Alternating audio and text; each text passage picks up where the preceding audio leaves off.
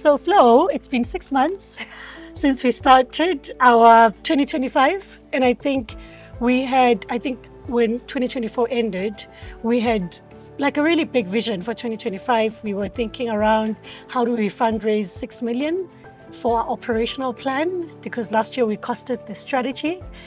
And then January, we found ourselves with the funding cuts. We found ourselves with a lot of changes. And now it's what, July? 6 months in. 6 months in, and it's been a journey. And it'd be great just to reflect on that.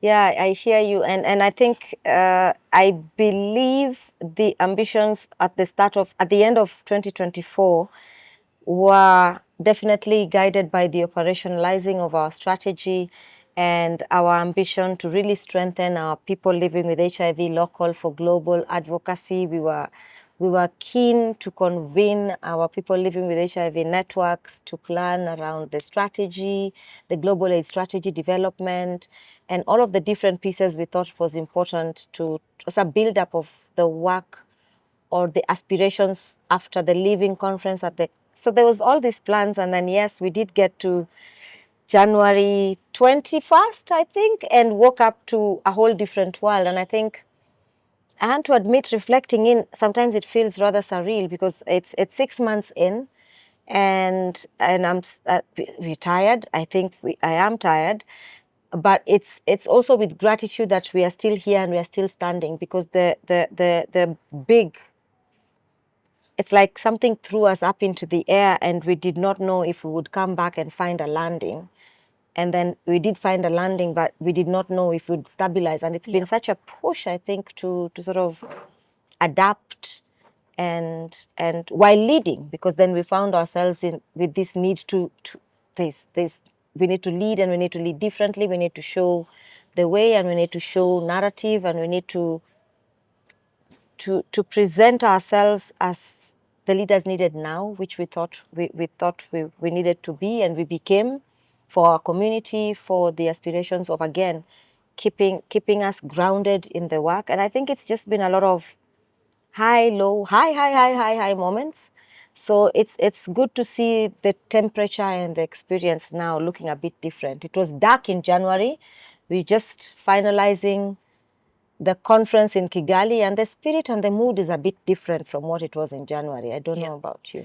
It's interesting because I think this week I've been reflecting on my journey and also reflecting on your journey in the HIV movement. And sometimes I think when you talk about, like yesterday when we were having dinner with the WHO colleagues and you guys talked about 2016, and then I asked myself, where was I in 2016? So it's like I've been moving through time this week. And it was so interesting because I don't know, I'm not here, I wasn't here for like a longer period. So this year for me felt very much like, oh, there's a change that has come. And I'm usually, because I move from one sector to the other, I've been accustomed to change. And so when I watched everybody like panicked, there was also for me an opportunity to say, but it's normal. Industries change, things change in the world. Change is one thing that you can't avoid. It's constant, right? Yeah. So when January happened, and then but I think I didn't anticipate the change in financial resources like funding. I think that's a big change. But one thing I really liked about us was that even through that change, one of the things you and I were really grounded on was vision. That we were clear that the environment, yes, is uncertain, but it felt like I almost felt like we are still in that ship that we always talk about, that we are in the front, and it's just like we are in the deep sea, and suddenly a big wave has come and has broken a bit of the ship, but it's not stopping us from moving forward. So just looking at the past 6 months, I think for me, being able to adapt was really, really such an important thing for us. Just saying in January, so what do we need to do? And then we said, okay, how do we take this a step, a day? Like we took a day at a step. You know what I mean? My English is bad today, but it was so interesting to build the ship as we go and to build the vision as we go. And I don't think it's different. I think it's the same. I think we knew that HIV integration is coming. But I think now we had to really strategize fast. I really enjoyed the moments of uncertainty because it created a lot of moments for innovation, and I think for me, uncertainty brings so much creativity. It's a moment of creativity. Yes. For a moment, you're not bounded by donor projects. Now you have to reimagine. And Flo, it has been so incredible for the past 6 months to watch us create new work, to think about new work. We are still even now thinking about that new work, even in this uncertain time. Yes, we've had to really make tough decisions in that, but who doesn't have to make tough decisions in moments of innovation? We've lost a few things. I think we've also changed through the process. So it's really been such an interesting, like 6 months of thinking around ideas, thinking around the future, reimagining ourselves and our role, reimagining the PLHIV networks, rewriting the story for PLHIV networks. So I think for me, and you always ask me to define moments, I think this moment, the past 6 months, has been a moment of innovation and optimizing. Innovation and optimizing. What lessons, maybe let's all both think of 2 lessons that define the last 6 months, because I feel like these moments test leadership, test individuals. Yeah. But what lessons do you what are your 2? Let me think of mine as you start. Okay, so for me, one was you always say this. One is that in certain moments you need certain people, and it's like a train.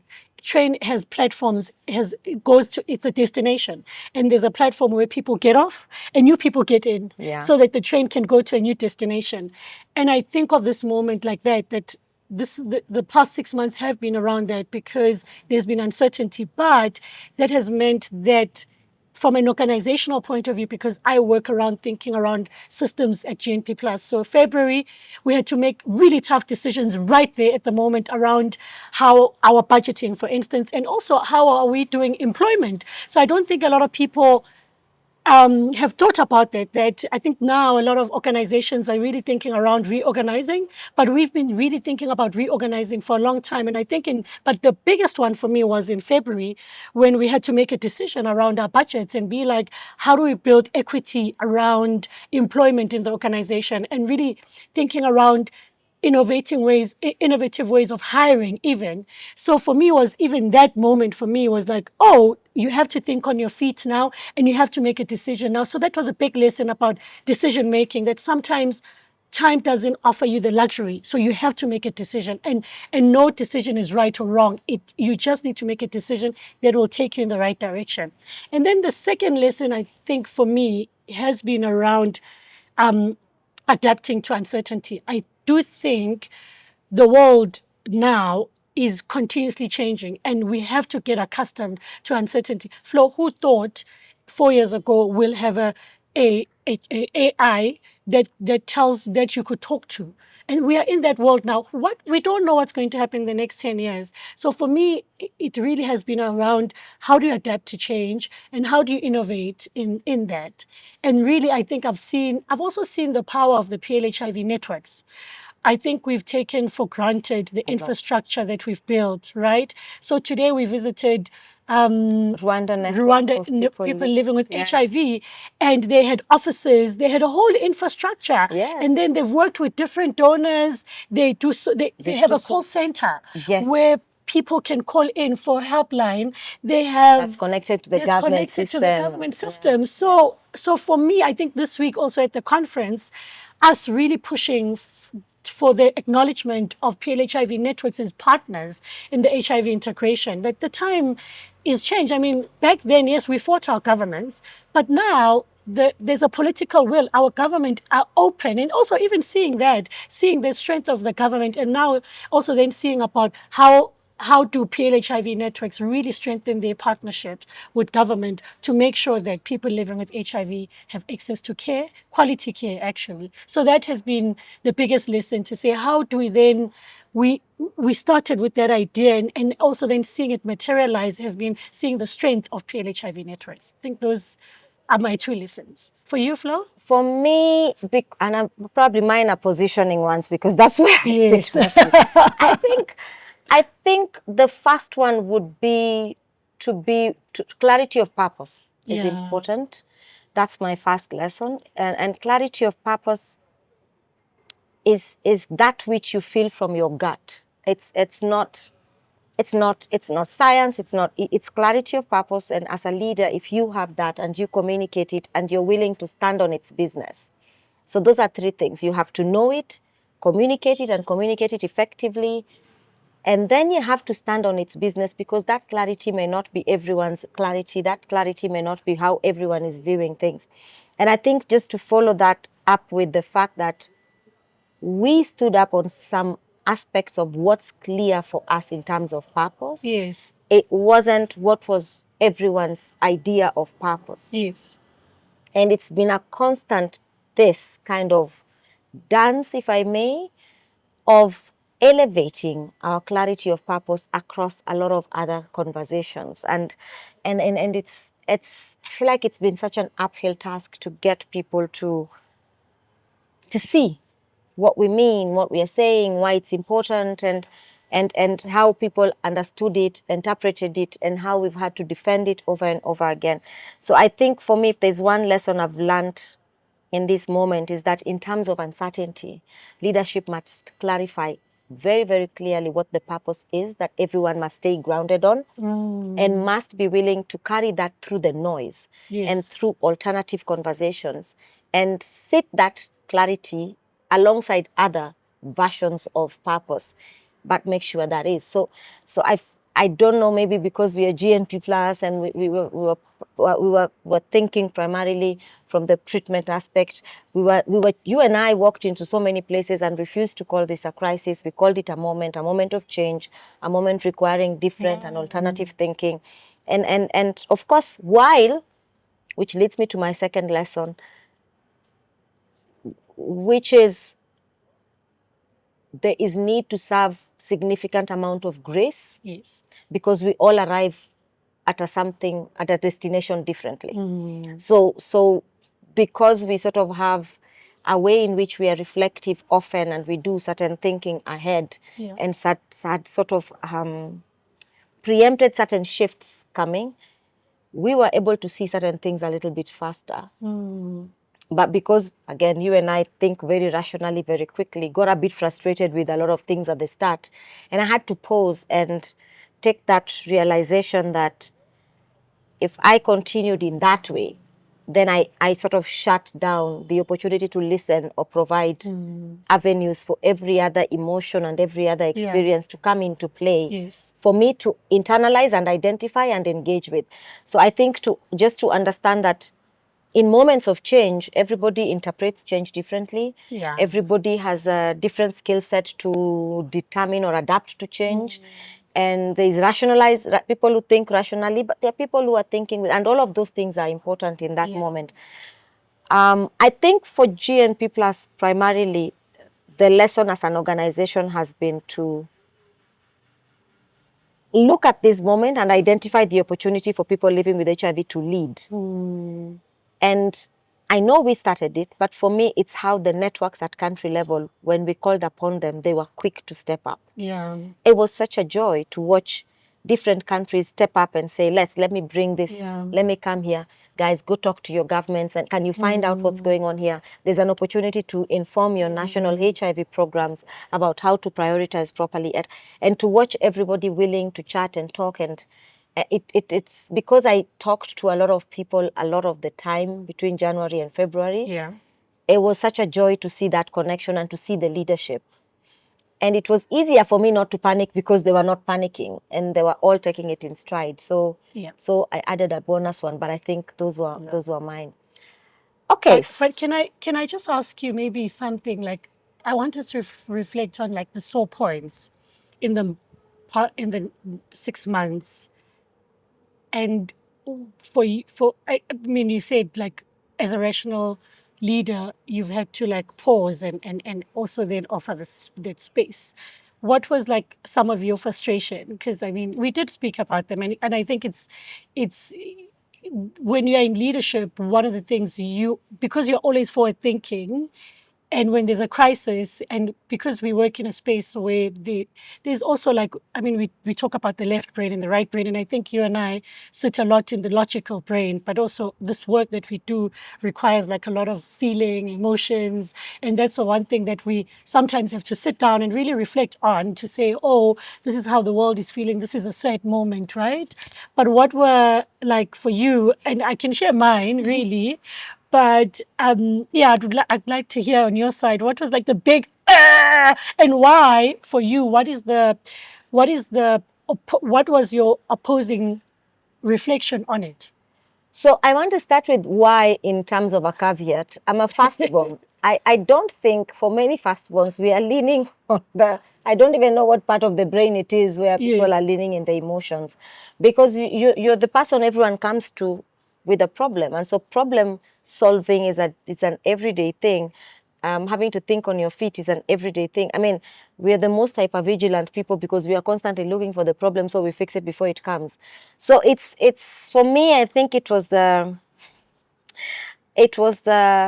oh, now we have to sit and take it in. Okay, how long will that take? Can we move? And it doesn't help that I need us to move, Yeah. and I feel like everyone is now stuck, and I'm sitting there waiting. Okay, but it's not moving. Yeah. Like, okay, can we finish? So we move. So it's also been useful for me to identify the kind of person that I am, because Yeah. I would feel the frustration, and I had to sit and figure out, why am I frustrated, and why and understand that, oh, I am this is who I am, and I need to create space for other people who are not like I am. But I think for me, the first, and it continues to be to date, I move with speed. It's significantly faster than many people, so it's always, I am shaking my feet, and then in this time I had to triple shake my feet because things were sort of stalled, and and it's the even when you're sitting with people to chat about, I think this could save us. They haven't gotten to the point where this information is useful for the decisions they need to Yeah. make. So I think the realizing of all that, sometimes then it would make me feel so defeated Yeah. with the issues. So it was a mix of frustration because things are slow, but also feeling really defeated because I think I know what we need to do, but Yeah. I don't have the social resources or the financial resources to get us there. But I think things started to shift around April, Yeah. when a little bit of things started, some people got there, some parts of people, and I mean, you find your tribe, they Yeah. say. So found a couple of people who were able to listen and support us. I think one of the greatest things there then was us hosting the People Living with HIV Summit. And I want to think that was sort of a very, very, very, very pivotal, impactful moment, Yeah. because it helped to get people from here to sort of here, Yeah. and was able to catalyze an action of, okay, something has happened, what can we do to move Yeah. ahead? And I think it was exciting organizing it, and it was exciting being in it and watching the movement and the energy and everything. And it's been exciting to watch everything that has happened afterwards. So that Yeah. was my end. I see. I Yeah. think for me was seeing the narrative around everything will crash, Yes, yes, yes. and considering that this infrastructure has been built for 40 years, billions of money have been pumped into the HIV response over 40 years, right, and suddenly everyone is thinking it will crash. You and looking at it from a business lens, to being like, but business, if the HIV response was a business model, every every business gets to this point where it becomes like stagnant, and then it loses income, and in those moments then you refigure the business model, you rethink.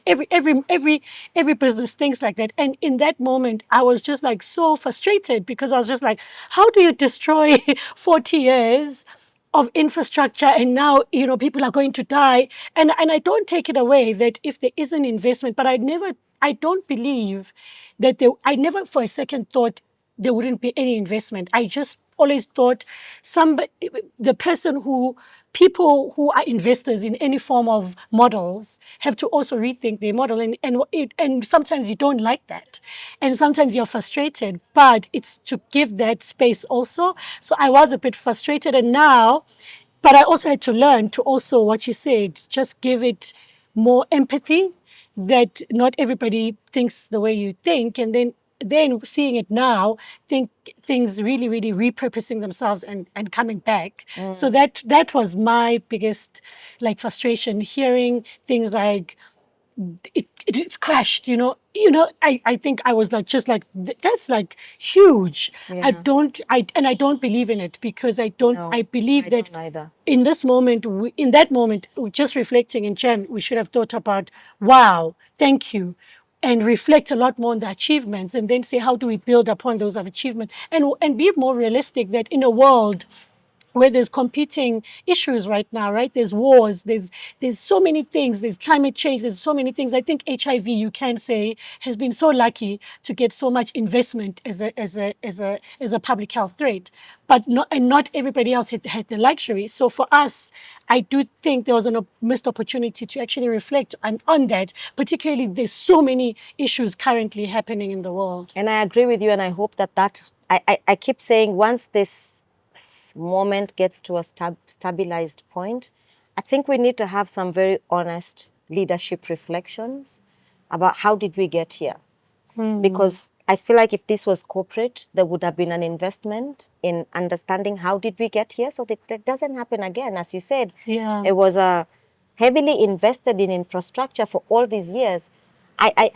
How does one shift from one country break a whole system down? That calls for something that we must talk about, must be studied. I hope it becomes someone's, thesis or something, because someone has to look at this and document it. I hope that someone isn't me, because I don't want to go back to school. But I feel like if this was corporate, there would be a whole infrastructure to dissect the different components of this with kindness, but also with some precision in identifying the spots that were missed to get us to where we are, so that something like this doesn't happen again. But I do think there were lots of lessons there along the way. Yeah. In terms of the sore points were also a lot. I think for me, the framing was a sore point across from leaders, and I think we were framing things differently. Everyone was framing things differently, and there are lessons for me in that way. And that's why I talked at the start of, how do you stay on purpose above everything else, and how do you make your clarity, your purpose clear along these other conversations, because we had to do that, and I think it's a heavy lift to be saying something that's not in the grain of what everyone else is saying.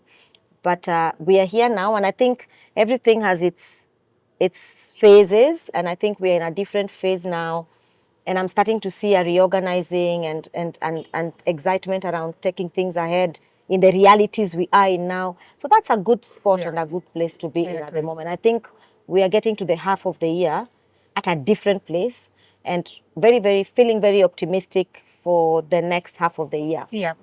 So, next half of the year. Ta-da-tan-ta-dan. What are we thinking about the next half of the year? I think, based on just coming out of the conference, obviously, I just want to say something about that. I think, firstly, I just want to say, I believe people are resilient. Of course. And I believe communities are resilient. I think this is where we come from. And I think sometimes when we don't move from a point of danger, sometimes it's interpreted as we don't care about communities. But because we believe communities have a lot of agency and resilience, we never are worried. We never see communities being threatened, for instance, because we understand the power of resilience. And I want to say, especially even if there's deaths in our communities, right? We can't run away from the fact that we will always fight as communities, particularly as marginalized communities. But we have resilience. So in any crisis, I never move from a point of communities, but from a point of resilience and what do we need to build. So for the next 6 months, I'm foreseeing that everything, I think the first 6 months was reorganizing. And now I think with HIV, it's quite clear that even though some people are saying they don't want HIV integration, but I don't see another model. I do think that that's where government, as you said yesterday in your session, that there is a in the global partnerships, there's a solidarity in terms of there's a clear mandate that HIV is moving into being integrated in the primary healthcare. But what that looks like now, that's where it's going to get to, where countries are going to have to really work together with communities, governments, partners to find a way to work together. I think we are already seeing it. Like for instance, in South Africa, one of the sex worker movements have mobile clinics. The mobile clinics, so working with the government. Working with the government. Yes. We here in Rwanda, our PLHIV network works really closely with the government. NEFAC in Kenya is back at, and so I think now. NNP Plus in Zimbabwe. In Zimbabwe, they are doing India. I mean, so there's so many things now. Now I think now we're going to see that partnership work together. And I do think, I mean, UNAIDS launched the the HIV integration framework that countries are going to use. So I do think now next 6 months, we're going to see the operationalizing of the things we talked about in the first six months, which was ideas around integration. And then for GNP Plus, I think I do think now we are at a more stabilized point as an organization. We are clear for the rest of the year. Who are we working with? It was really great to see people coming and say, I want to work with GNP Plus. What are you guys doing? You guys are innovating. So I'm quite excited about that. And then also really rethinking about our sustainability plan as an organization, also quite excited about that. And our strategy.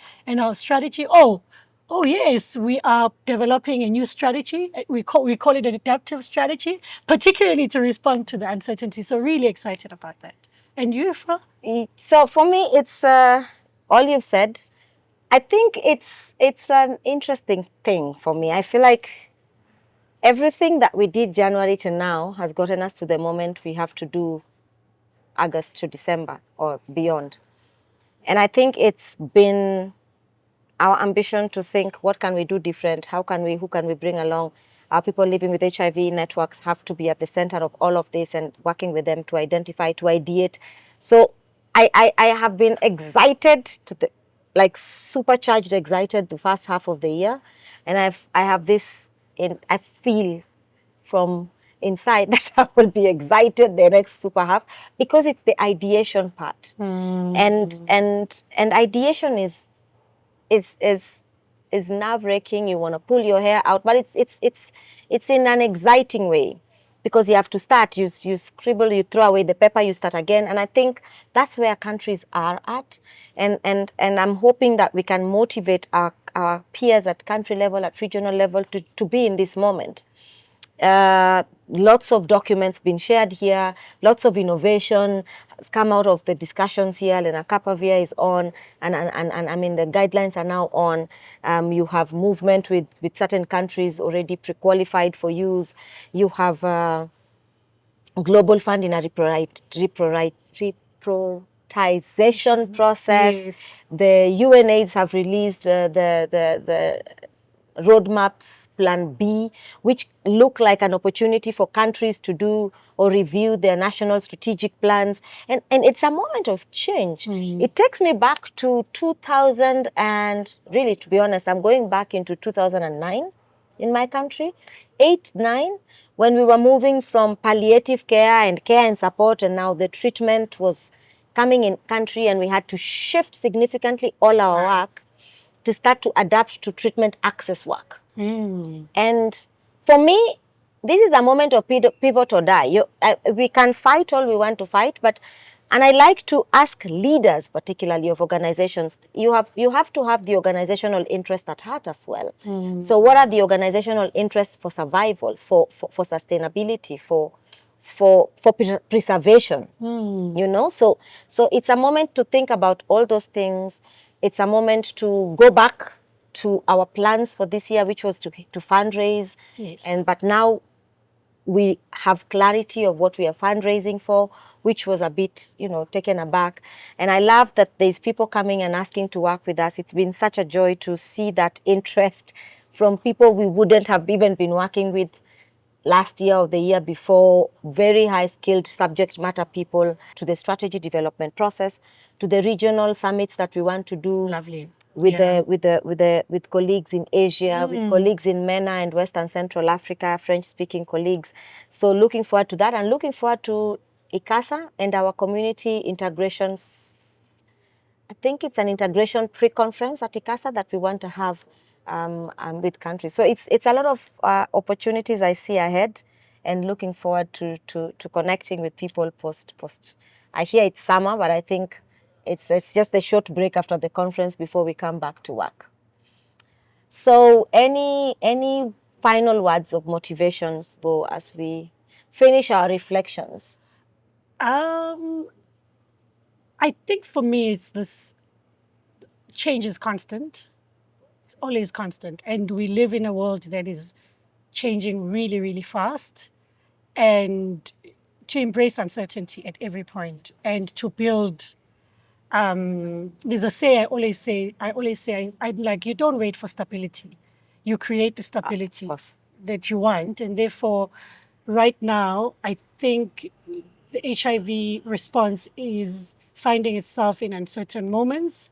And you hear, each moment you hear as different institutions go through the change process, it's hard.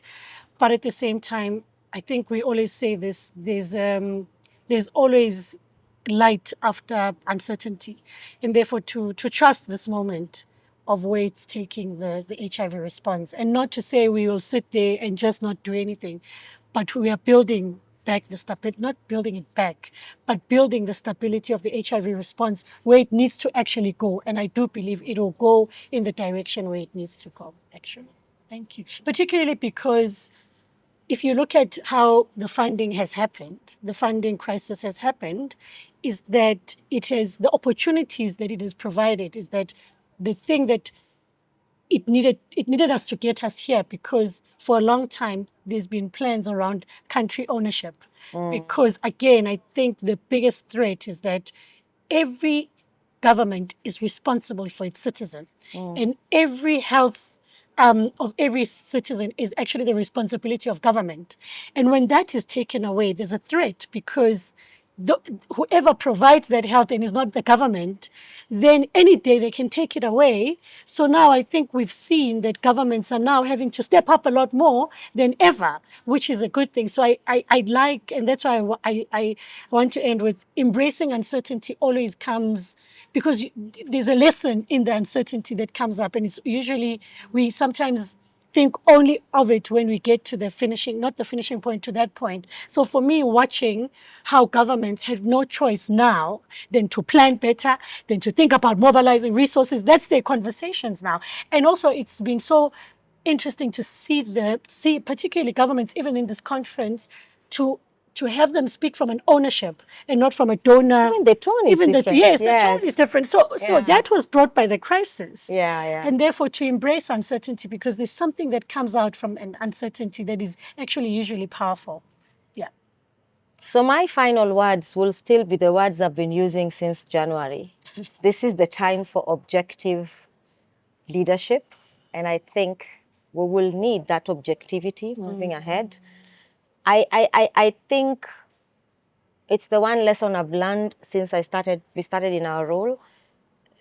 The making of tough decisions is something we do all the time, and it's not easy, but I've reflected on it as an honor to have to lose a lot of innocence as we make these decisions. So I foresee, and I'm scared that sometimes when we don't have leadership willing to make these things, these decisions, these movements as fast as they need to be made, Yes. then we set ourselves up to fail, because We desire to be liked, we desire to follow we desire, and it's a normal, natural human thing. But that's why we will always call for the leadership of now, because the leadership required now is that which is willing to go into conversations, to come with a compromise, is that which is willing to step away from the entitled way of looking at things, to step away from the comfort, to find compromise, to find things we are willing to lose and painfully accept that. That's what we must lead people to do. And that's not a nice thing. I want to say it isn't, but we have to be able to take that responsibility on, to particularly take us to the reorganizing, prioritizing, adapting, and all the plans that we want to do this year. I think this year, something broke. We are picking up the pieces now. We'll have to patch things up. And then next year, we will start to have a flow again about things that are happening. And I think if we are to get to next year with a system that will remain resilient in the event something like this happens again, the leadership that's sitting now must be responsible in the decisions it makes. Yeah. So that's my reflection. That's really powerful. Thank you. This has been our 6-month reflection. We are happy to always share our thoughts and our views with you all. We remain open at GNP Plus to listen to you, to connect with you, to engage and collaborate. Do reach out to us, and we look forward to the next half of the year with energy, passion, speed, and collaboration. Thank you very much.